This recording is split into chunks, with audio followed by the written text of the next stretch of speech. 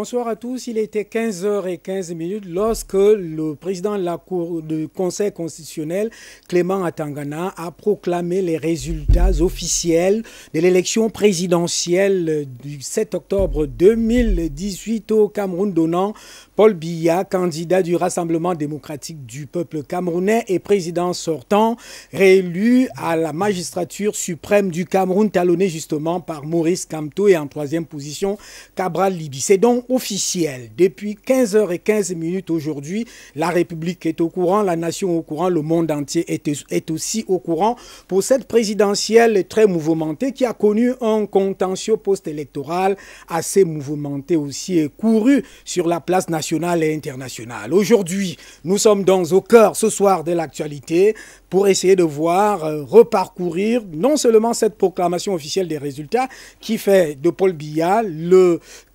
président donc réélu, élu ce jour et proclamé officiellement, mais aussi les forces politiques qui ont drainé ce mouvement et ces instants politiques, puisque nous attendons la prestation de serment. Pour en débattre ce soir, nous recevons un acteur de la société civile, Monsieur le Président Eyango John. Bonsoir et bienvenue.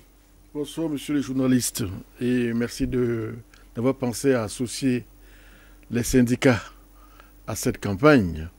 Je crois que DBS s'est démarqué des autres chaînes et nous pensons que d'autres vont en prendre de la graine.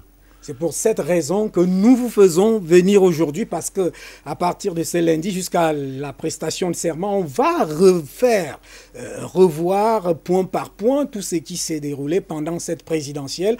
Aujourd'hui donc, l'actualité, il y a quelque chose comme 3 heures de temps, et même moins parce que nous sommes à 18h et passé. L'actualité, c'est la proclamation des résultats officiels après le contentieux post-électoral. Ça s'est déroulé aujourd'hui à Yaoundé. Quelle est votre première lecture à chaud? Mais à chaud, je vais vous dire que il s'est passé, souvenez-vous de l'interview que vous m'avez accordée, c'était je crois le 30, où je vous avais dit que nous allons à une élection dont le vainqueur est déjà désigné par l'opposition. Je vous l'avais dit, souvenez-vous que le vainqueur de cette élection, c'est M. Paul Biya, désigné par l'opposition. De par son comportement, de par son inexplicable immaturité, je dirais même quelquefois, dans certains cas, mauvaise foi. L'opposition avait déjà désigné... ne vous surprend pas. Mais ça ne me surprend pas du tout. Excusez-moi de reprendre un mot que vous avez utilisé, talonné. Excusez-moi, vous avez votre terme, j'ai le mien. Mais quand on va de 71 à, je ne sais pas moi, 12 ou 14, on n'est pas sur les talons de celui qui a 71. Hein. On ne va pas quand même dire que Kamto n'est pas Kamto est la deuxième force dans mes politique écoles, au Cameroun dans notre expression, par rapport à l'élection présidentielle. Dans notre expression d'école, nous avions ce que nous appelions premier sans second. C'est-à-dire que lorsqu'il y a un écart d'une certaine nature entre le premier et le second, et le deuxième, n'est-ce pas, nous disions qu'il est premier sans second. Grâce à l'opposition, et grâce uniquement à l'opposition, Paul Biya est premier sans second. Logique, incontestable. Et tous le savent très bien. Paul Biya gagne, c'est-à-dire le RDPC gagne en tant que tel. Le RDPC, c'est une machine qui a eu le temps de s'implanter, mais a eu l'intelligence d'avoir des alliés. Les gens oublient assez souvent que le RDPC a formé une coalition. Et vous, nouveau venus, vous allez contre une coalition. Vous allez contre une équipe qui a Roger Mila Eto'o, hein, des ténors comme ça, qui forment une équipe bien soudée avec des équations personnelles très fortes. Et vous alliez, vous, quelques équations personnelles dispersées. Vous ne pouvez pas. Des singletons ne peuvent pas affronter une équipe. Quelle que soit leur performance, leur qualité, des singletons partent vaincus face à une équipe. En anglais, ils ont le mot team en anglais, T-E-A-M.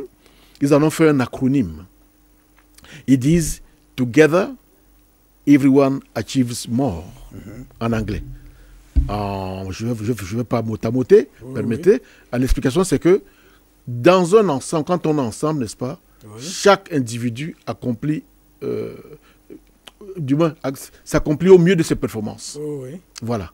Donc, il y a une équipe avec le RDPC, une équipe de partis politiques.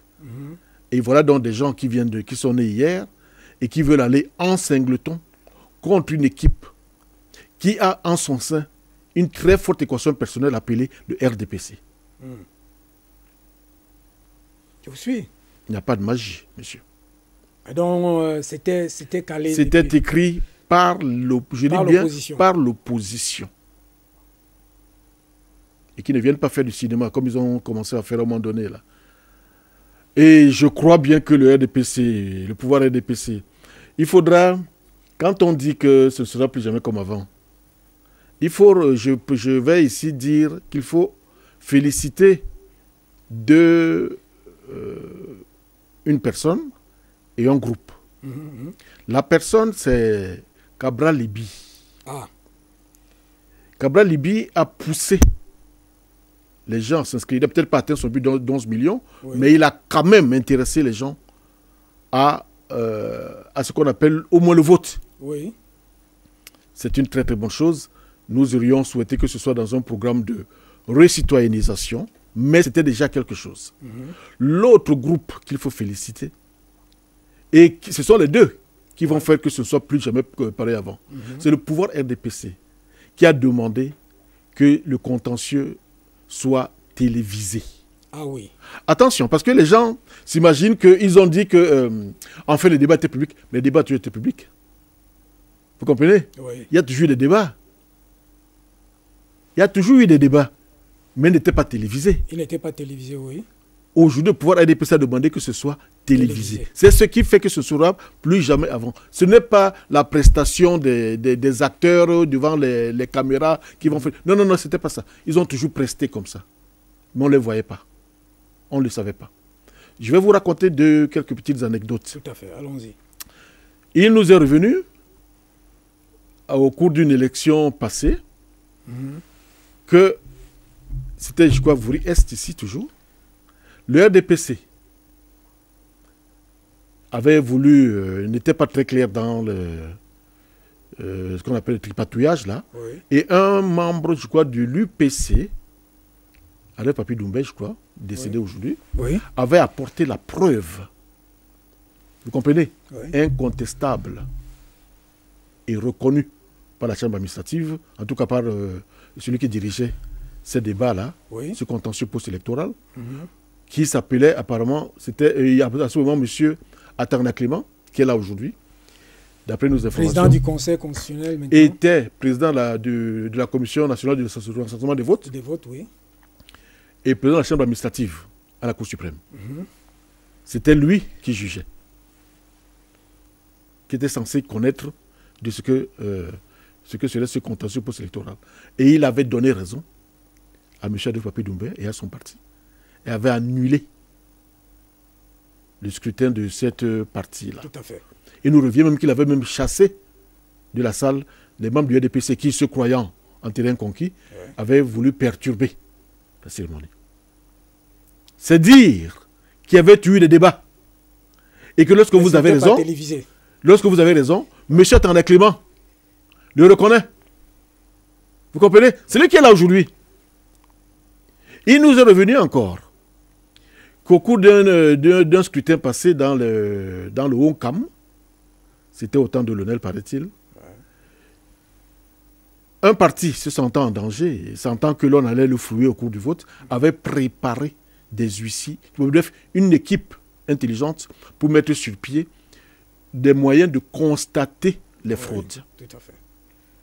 Là, vous revenez au contentieux post-électoral avec cette histoire des PV. Voilà, c'est pour dire à tous ceux qui sont tombés dans le piège de certains partis qui sont venus faire ce contentieux et qui viennent raconter que j'attends le constat du C qui est encore dans le Djamaré, que c'est faux. Ça ne se passe pas comme ça.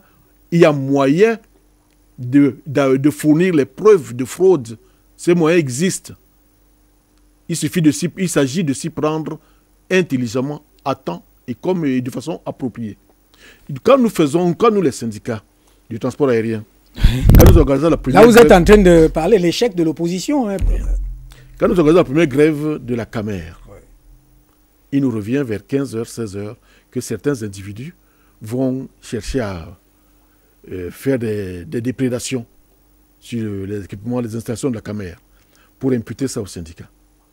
Nous étions environ 4 ou 5 meneurs. Donc, parmi nous, il n'y avait aucun juriste. Et l'aîné, le plus âgé, n'avait même pas 37 ans. Nous avons commis un huissier vers les 17h qui a fait le tour des installations. Et vers 19h, on avait le document de l'huissier remis au secrétariat du DG, dont le secrétaire était encore en poste. Nous l'avons fait. Ceci, c'est pour dire aux Camerounais d'oublier, d'effacer de leur esprit tout parti qui va venir désormais à un parti, à un contentieux post-électoral sans preuve. Il y a moyen de fournir les preuves. Ah, vous venez de donner 2-3 cas. Voilà. Il y a moyen de fournir les preuves. Il ne faudrait pas que l'on commence à danser. Oh, il y a eu des faux preuves, il y a eu ceci, il y a eu... On a montré. Faux. C'était de la tricherie. Et heureusement, imaginez-vous, si ça n'avait pas été télévisé, qu'est-ce qu'il n'aurait pas dit? Les gens auraient bien avalé. Heureusement qu'il y avait de la réplique en face. Et aujourd'hui, l'histoire des élections au Cameroun apporte la preuve que on peut fournir la preuve des fraudes. On peut. Et si M. Tanganaki est là, va le reconnaître. Il l'a déjà reconnu dans le passé. Vous dites Adolphe Papin-Doumbé et autres. Alors ça, c'est, vous faites une lecture avec les résultats, vous dites que ça ne vous surprend pas. Alors, vous êtes entré justement dans ce contentieux post-électoral où il y a eu beaucoup de salive, beaucoup de paroles. Ça a pris du temps, parfois se terminer à 2 h du matin avec des collèges d'avocats. Mais vous vous dites que l'opposition n'a fourni aucune batterie. C'était de la tricherie. Vous n'êtes pas en train d'exagérer? Non. Je vais vous dire. Je ne sais pas, je vais peut-être répondre, peut-être pêle-mêle. Il y a, quand on crée un parti, je vous l'ai dit dans notre dernière interview, souvenez-vous, ouais. On a créé le problème de notre opposition. Je crois qu'il faudra arriver à un niveau où il faudra peut-être faire les états généraux, si ce n'est pas de la politique au Cameroun, ouais. Au moins de l'opposition camerounaise. Je crois, à mon avis, après examen, le problème de l'opposition camerounaise, c'est un problème, je dirais, génétique. C'est qu'ils ont créé effectivement des partis d'opposition. Oui.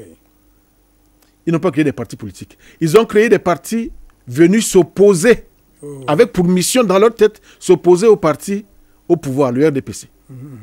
À partir d'ici, tout était déjà faussé. Ouais. Vous comprenez? Tout à fait. Donc, ils se définissent par rapport au RDPC. Il y en a un là-dedans, je suis sûr, tel que j'ai vu son comportement pendant tout ce temps-ci, je suis sûr qu'il s'est dit, j'ai été là-dedans, je sais comment ils font.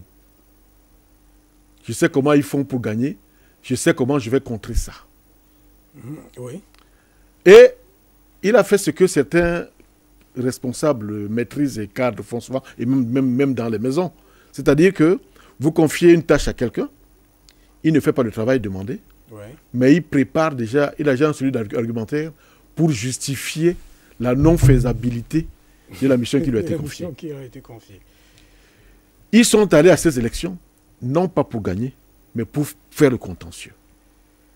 En se disant, on sait comment ils trichent, le pouvoir RDPC, on va les prendre là. Monsieur le journaliste... il y avait un piège, quoi. Bien sûr. Il y a ce qu'on appelle la présence. Et son autre côté, donc son pendant, l'absence. Quelqu'un a dit, l'absence est le plus grand des mots. Demandez-vous comment vous pouvez aller à une élection face à une machine coalisée, avec à sa tête une machine à elle toute seule, le RDPC, et vous n'êtes pas présent dans les bureaux de vote. À partir d'ici, votre absence est une condamnation. Oui. Ne venez pas faire les malins après. Je crois qu'il y a des gens là dans cette campagne, il y en a au moins 2 qui vont sortir multimillionnaires. Pourquoi ça? Et c'était leur but. Vous ne pouvez pas m'expliquer que des gens qui vont au contentieux, qui ont braillé partout, n'ont même pas pu couvrir, me dit-on, 20% des bureaux de vote. Même dans la ville de Douala, ici à Douala, au centre-ville, là où ils ont des militants partout, ils n'ont pas pu pourvoir les bureaux de vote en scrutateurs. Les superviseurs, ils étaient absents. À partir de là, je ne sais pas dans quel cas de figure, vous pouvez encore venir me dire que même nous, chez nous les syndicats, quand nous faisons nos élections de délégués de personnel par exemple, vous n'êtes pas représenté dans un bureau de vote, vous n'avez pas de scrutateur, vous êtes très mal parti. Ne veux pas me dire que les élections présidentielles c'est autre chose, c'est la même chose. Alors, venez pas lutter l'affaire du cinéma quand vous n'avez pas pu. Vous avez été incapable, de par vos propres tares, vous avez été incapable de pouvoir les bureaux de vote en scrutateur. À partir de là, taisez-vous. Il faut qu'on vraiment, quelqu'un l'a dit 1000 fois, il faut qu'on soit sérieux. Et ça a manqué tellement de sérieux. Alors, un autre élément avant le contentieux, parce que c'est même revenu au cours du contentieux, cette autoproclamation de la victoire et de l'acharnement et tout autre. Vous, les syndicalistes, société civile, à votre niveau, comment vous avez examiné ça? Parce qu'aujourd'hui, c'est terminé. Il n'y a plus d'instance pour revoir les élections. Le président du Conseil constitutionnel, après avoir proclamé les résultats, a dit que les élections sont terminées. C'est terminé. Je crois que quelqu'un a tiré un penalty alors que le match se jouait encore. Et c'est lui seul qui a tiré son penalty. C'est lui seul qui a clôturé le match. Et puis après, il est allé sur les feuilles. Il est allé même pas sur les feuilles de match. Il est allé sur les micros dénoncer le match. Il dit que le match est à reprendre. Sauf que le match sera à reprendre, non pas dans la partie qui a vu son penalty, mais dans la partie... Vous êtes dans la partie... Ça fait rire. Hein? Il dit qu'on reprend le match, mais pas la partie où lui il a marqué son but. Dans les autres parties où on n'a pas marqué de but. Là où on l'a dribblé, là où il y a des corners, c'est là qu'il faut reprendre le match. Non, quand on est sérieux. Ce monsieur, il a dit, pourquoi dans les autres pays, on donne les résultats après 24 heures. Pourquoi ici, il faut attendre? Mais c'est aussi vrai. Quand on va à un match, vous comprenez? Quand on va mettons, comme c'est le cas, à une élection, il y a un code. Vous comprenez? Ouais. Il y a un règlement qui accompagne. Vous, en y allant, vous avez adhéré à ce règlement. C'est tricher que d'accepter d'adhérer au règlement pour après vouloir lui donner un coup de canif. Quel est ce comportement? Vous allez, comme on est dans le penalty, vous allez jouer au football. Vous connaissez les règles du football. Vous connaissez les règles du football. Alors, parce que vous êtes mené à la 98 minutes, vous dites non, je ne suis plus d'accord avec la durée du match. Je ne suis plus d'accord. Il faut aller à 120 minutes. Il faut aller à 130 minutes. Monsieur, maintenant, quand quelqu'un a parlé d'acharnement, j'étais très surpris, très choqué. Au contraire, il faut féliciter les Camerounais pour leur réaction face à ce comportement de ce candidat. Ce n'était pas de l'acharnement, c'était de l'indignation. Je vais vous dire, il y a une chaîne qui a donné la parole à l'homme de la rue, puis je me souviens d'une toute jeune fille, cette fille n'a pas 25 ans. Elle a dit, et c'était le genre de petite fille, jeune fille dans un marché, elle a dit, j'ai suivi, moi je crois qu'elle n'est même pas normale. Cette jeune fille a dit ça. Je crois qu'elle n'est même pas normale, ce monsieur, de faire une chose pareille. Donc, l'indignation qu'il y a eu, il faut la féliciter. Et il faudrait justement au contraire la féliciter et demander qu'elle soit pérenne, afin qu'elle s'étende à d'autres aspects de la vie de notre pays. Il faut que cette indignation s'exprime quand quelqu'un a volé 1 milliard de francs, 100 millions de francs. Vous arrivez parce que voilà le vrai problème du pays. Il ne faut plus rester apathique. Il faut... Ce qui s'est passé dans ce mot d'acharnement, dans la bouche de cette personne, m'a rappelé ce comportement des clivages sociaux que l'on crée aujourd'hui. Parce qu'il a dit en plus, il faut du temps pour faire, il faut 50 ans pour faire un professeur. Mon Dieu. Ah ben si c'est comme ça, on entre en sauvagerie. Parce que monsieur le journaliste...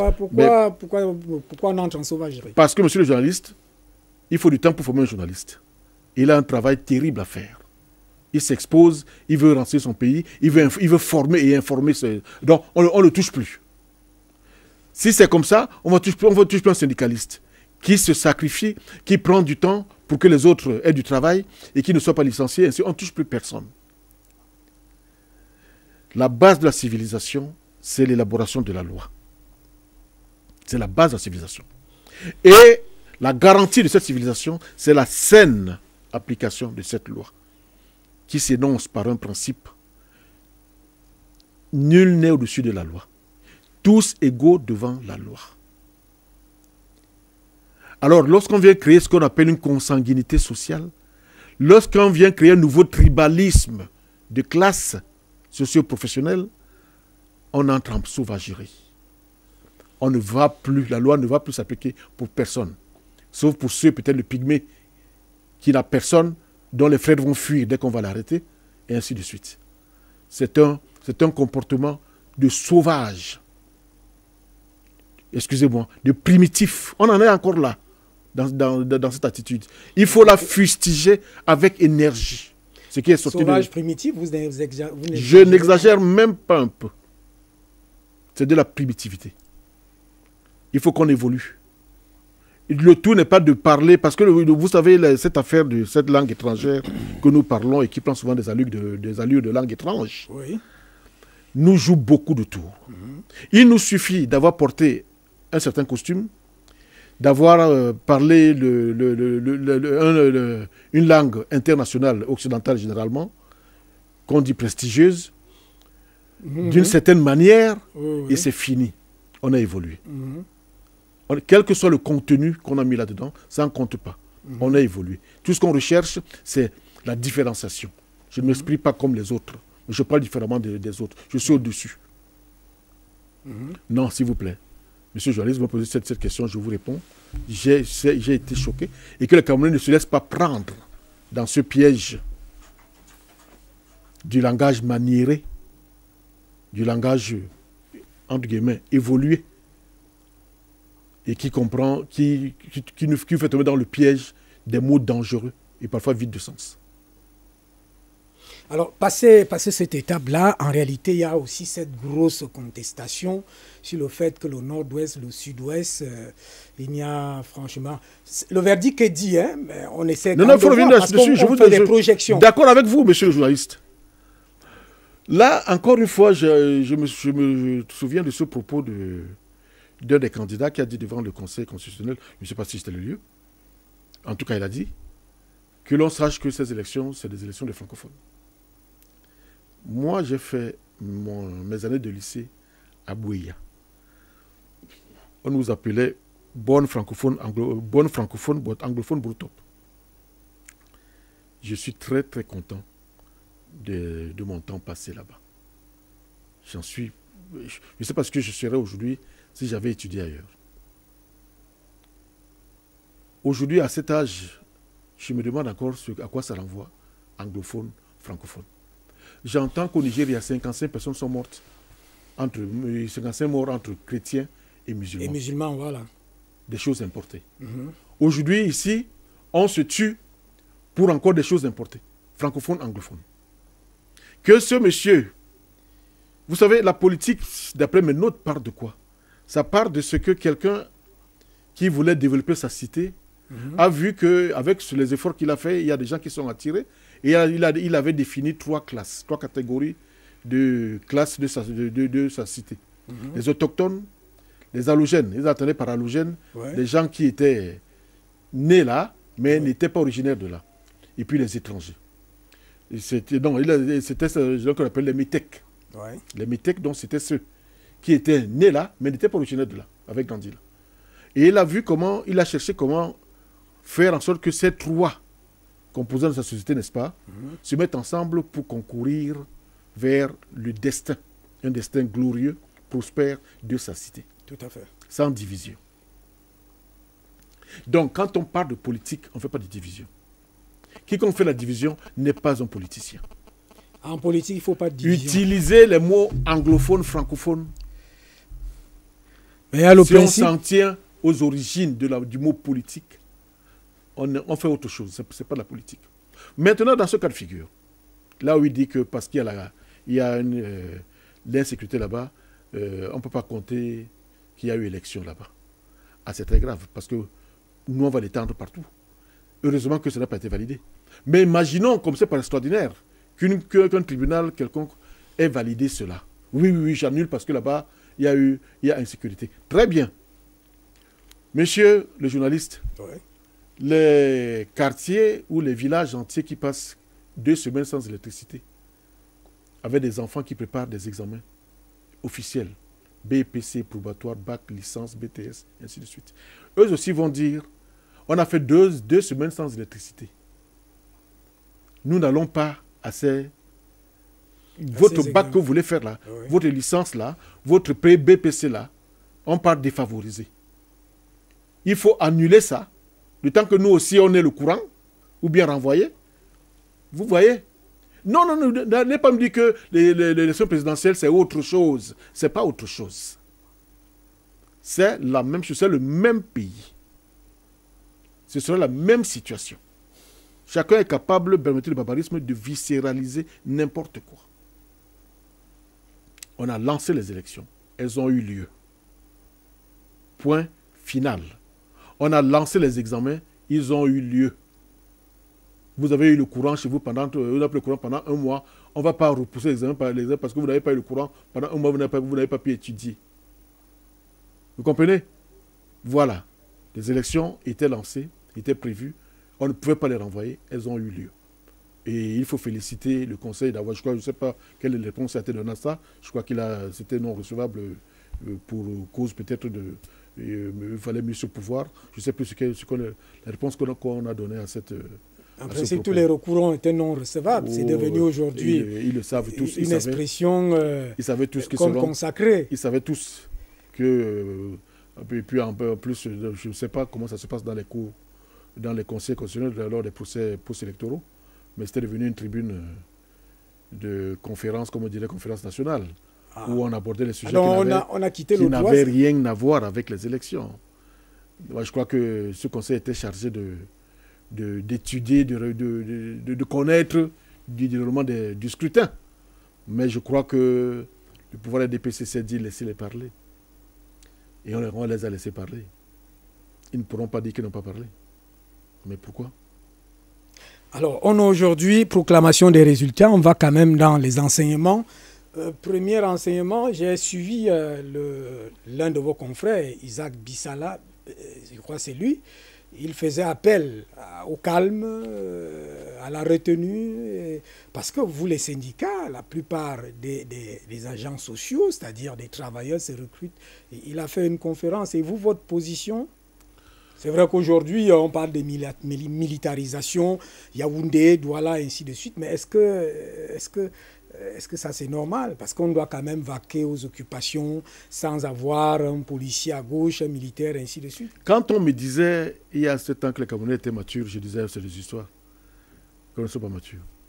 Mais cette élection m'a montré que les Camerounais ne se laisseront plus prendre dans certains pièges. Ils ont commencé à comprendre qu'il y a des gens là qui viennent créer le désordre, se disent candidats aux élections, viennent créer le désordre, par derrière même prennent de l'argent, sortent de là riches. D'ailleurs, il y a un candidat, il y a quelqu'un qui, appelons-le un opposant, qui l'a dit, ils se connaissent. Il a dit, comme ils ne veulent pas faire la coalition, je sais ce qu'ils vont faire. Après ces élections, nous on va sortir de là pauvre, ils vont sortir de là riches. Parlant des candidats de l'opposition. Il a dit, ils se connaissent, hein. C'est un ancien du SDF. Il a dit, les Camerounais ne sont pas tombés dans le piège. Ils ont compris. Et ça m'a émerveillé. Ça m'a émerveillé. Ça vous a émerveillé? Vous pensez que ça va continuer comme ça? Parce qu'il y a des voix quand même qui disent qu'ils ne vont pas se laisser faire. Qui va pas se laisser faire? Alors, comme l'ont dit beaucoup, qui mettent leurs épouses et leurs enfants devant. À eux-mêmes devant. Ils ne sont pas dans la piscine avec leurs enfants pendant que les enfants des autres sont dans la rue. Ils ne sont pas en train d'aller à l'école. Pendant que leurs enfants qui sont à l'étranger sont en train d'aller à l'école, les enfants qui se voient dans la rue ne vont pas à l'école. Pendant que leurs enfants seront en train de manger parce qu'ils sont dans la quiétude des pays tranquilles, les enfants des autres seront en train de ne pas vendre leur petit bout de pain qui leur permettent de manger. Vous comprenez? Je ne dis pas qu'il faut rester, il ne faut pas réagir. Mais le problème, c'est pourquoi? Pour un scrutin qu'ils savent perdu d'avance, qu'ils savaient bien qu'ils ont perdu. Voilà en fait. Sinon, je suis bien pour la réaction. Sinon, à quoi ça sert d'être syndicaliste? Ce n'est pas pour la réaction. Je suis pour la réaction. Vous êtes pour la réaction? Bien sûr. Mais il faut qu'elle soit justifiée. Il faut qu'elle soit appropriée. Il faut qu'elle soit propre. Qu'elle soit saine. Et comme l'a dit quelqu'un dans un général occidental, que ceux qui disent en avant s'avancent. Voilà. Monsieur le camarade Bissala, je suis content qu'il ait pris la parole, et beaucoup d'autres ont pris la parole. Et grâce à DBS, il faut le dire. Il a pris la parole après vous, parce que dans la campagne... Nous allons faire comprendre, nous allons créer une plateforme des syndicats pour faire comprendre aux candidats aux élections que celui qui va jouer sans les syndicats, qu'il sache qu'il aura perdu d'avance et qu'il n'a pas fait du contentieux pour se retrouver après, sachant qu'il a perdu. Celui qui va jouer sans les jeunes, il faut que les jeunes également, on va également les organiser, les syndicats et les jeunes, celui qui va faire sans eux, qui va croire qu'il peut gagner les élections sans eux, qu'il sache qu'il a perdu d'avance. Je vous l'ai dit lors de mon interview ici, il faut le dire en vérité, ce sont les membres du RDPC que nous avons vus. Je vous l'ai dit, j'ai donné le nom ici à la dernière interview. Les députés RDPC. Je vais vous dire, il y en a un, il me voit une fois à Yaoundé. Enfin, je vous dis, je sais déjà pas ce qu'il est. Ouais. J'arrive à Yaoundé, j'attends le taxi, parce que je sors du bus, et voilà quelqu'un qui s'arrête. On me fait signe, venez. J'entre dans une voiture, qui m'amène, vous allez où? Enfin, ça c'est qui ce monsieur?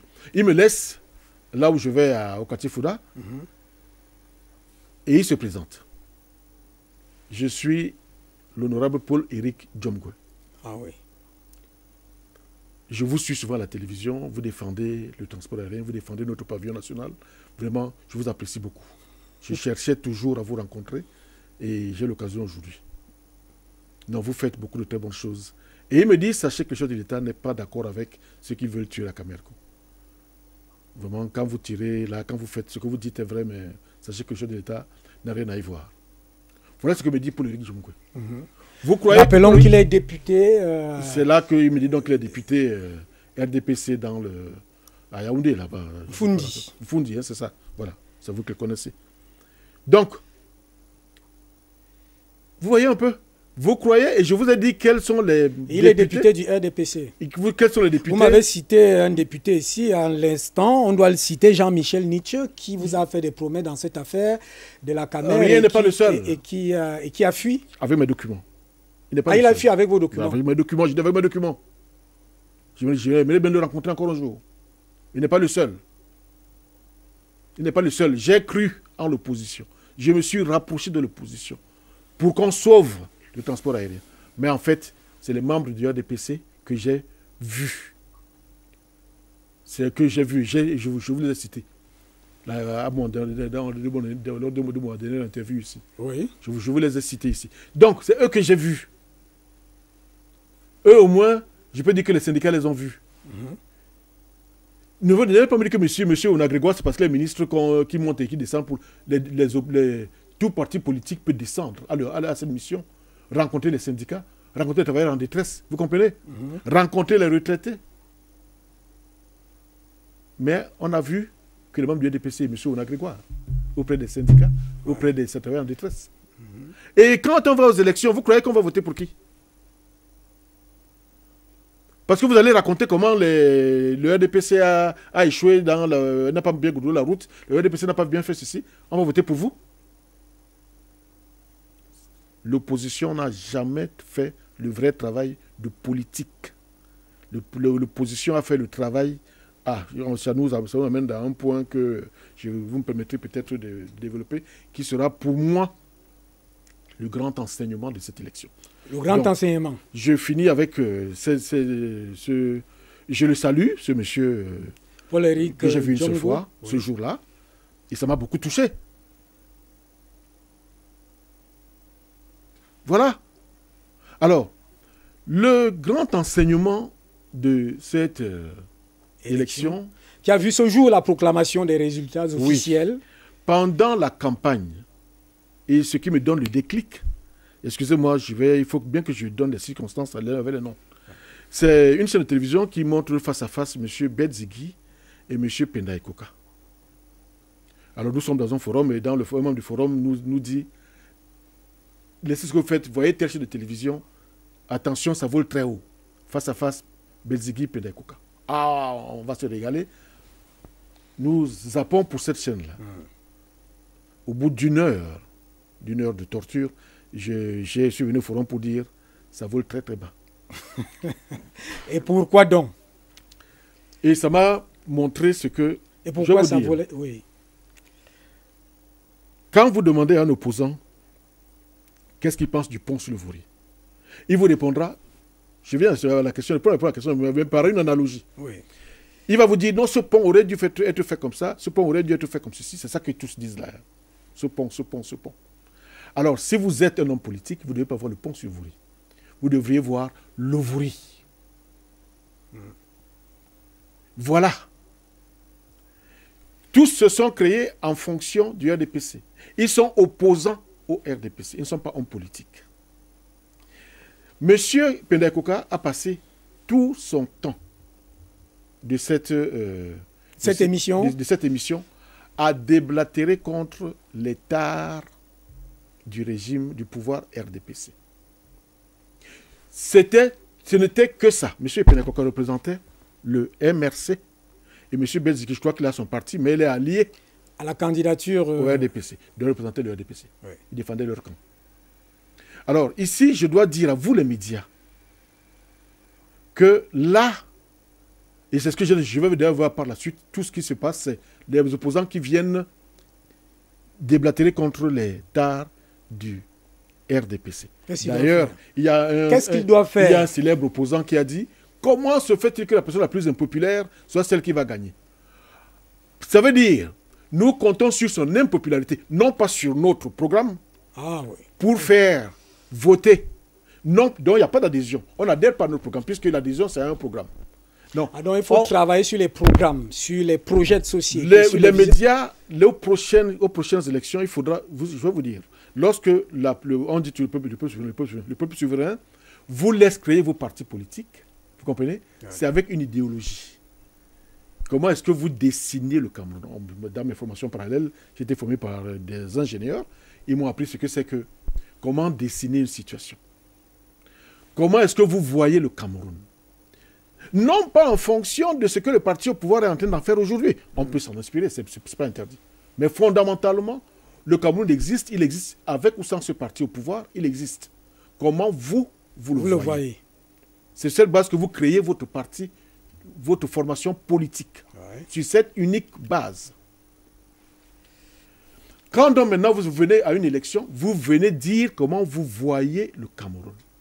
Et les médias ne devraient pas laisser quelqu'un qui est candidat à une élection passer son temps à tout le contenu de son argumentaire, c'est dire, de ressortir les tares de celui qui est au pouvoir. C'est de la tricherie. Ce n'est pas pour ça. Comment ça, c'est de la tricherie? Il triche. Il triche comment? Il dit des choses qui se... Il n'est pas fondamentalement venu là pour ça. Sa mission, c'est de venir dire comment lui... À lui, c'est que lui va faire. Son programme à lui. Indépendamment de l'autre. Indépendamment de l'autre. Avec ou sans l'autre, il a un programme. Donc il triche, il n'a pas de programme.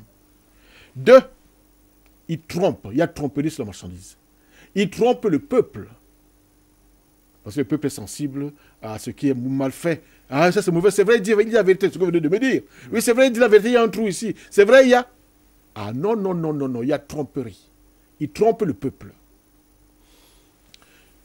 Donc, les médias, vous devriez aux prochaines élections veiller à ce que les partis, les formations politiques qui viennent à un scrutin, qui viennent rechercher les suffrages de la population, ressortent, mettent l'accent sur leur programme. Leur programme et leur unique programme. On peut faire une petite... un petit détour sur l'existant pour dire, mais ce ne sera pas l'essentiel de son propos.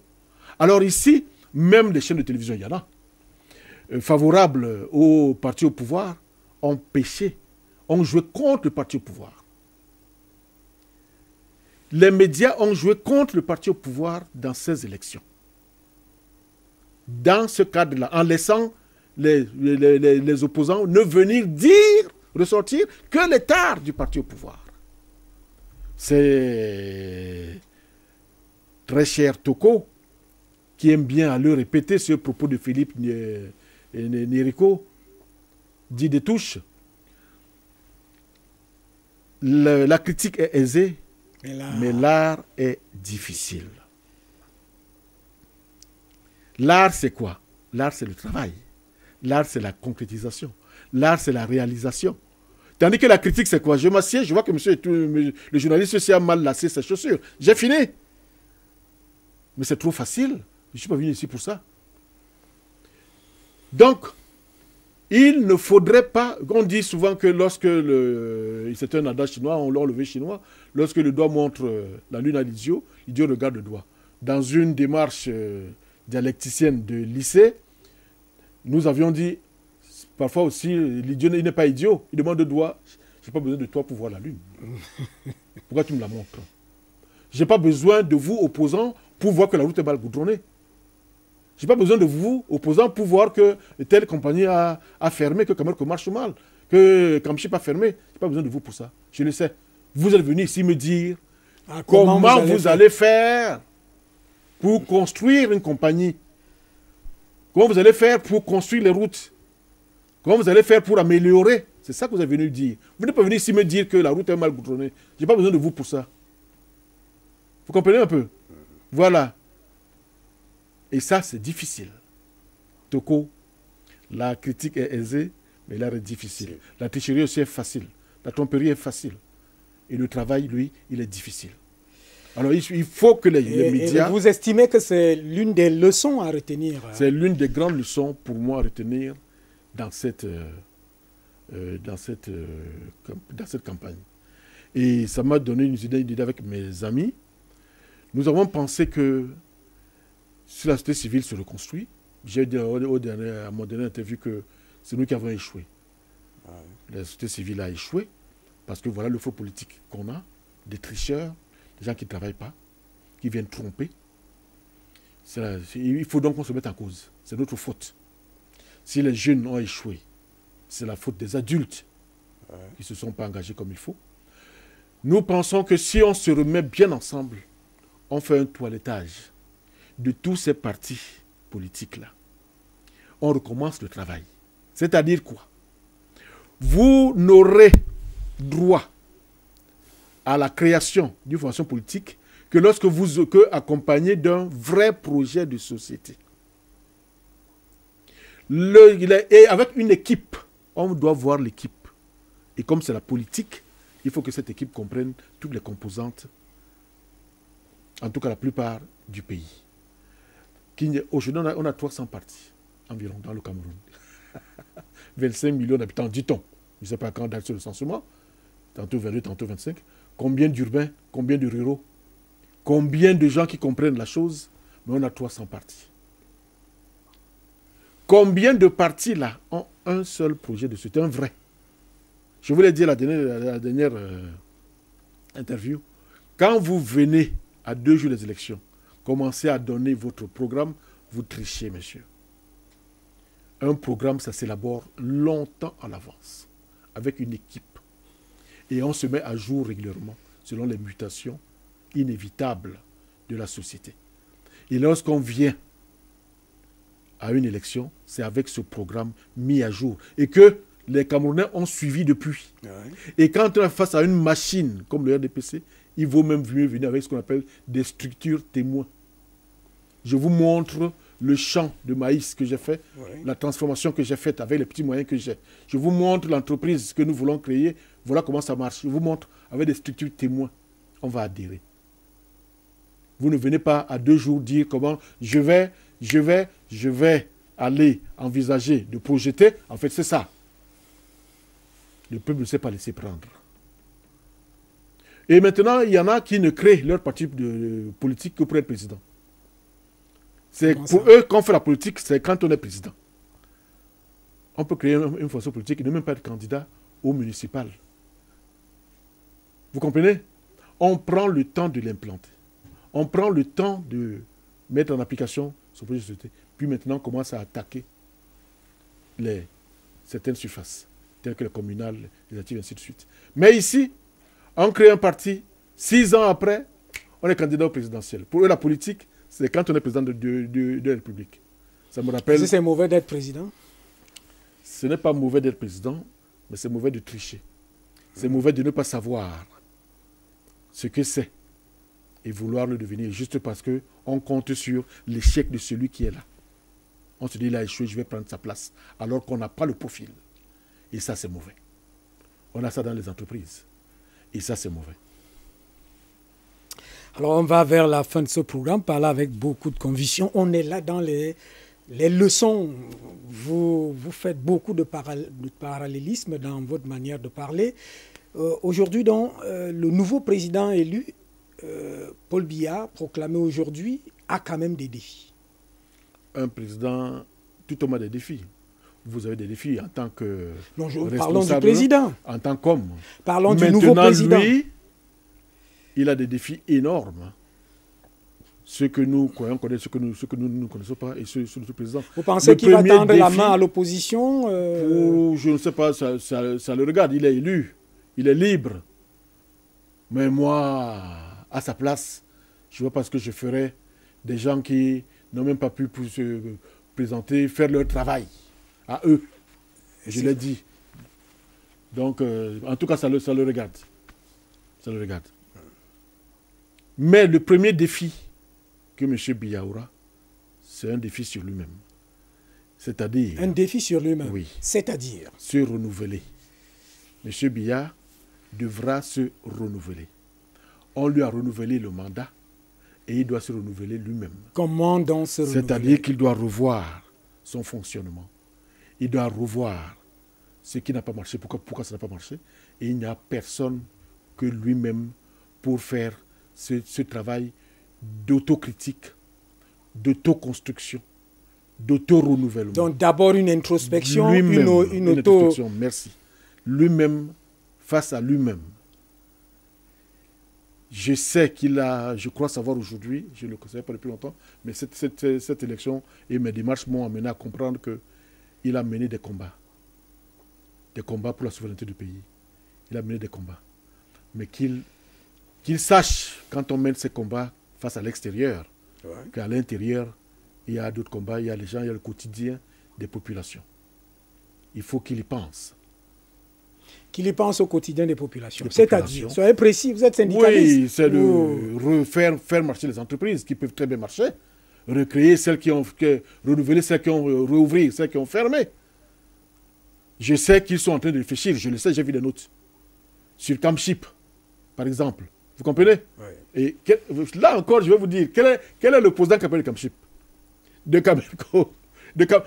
Non, laissons un peu, vous avez déjà parlé des opposants. D'accord, ok, excusez-moi, mais parce que franchement, j'ai vu des notes. Vous n'allez pas quand même aussi faire l'acharnement sur l'opposition, puisqu'ils ont aussi... Je ne m'acharne pas, mais je suis très choqué. Excusez-moi si j'exprime les défis du président. Les défis, donc, c'est ceux-là. Le premier défi, je vous l'ai dit, il est d'ordre, je dirais, psychologique. Il fait son introspection, son autocritique. Il regarde tout autour de lui. Il se rend compte qu'il y a... le quotidien de la population est totalement à regarder. Le pays a du potentiel.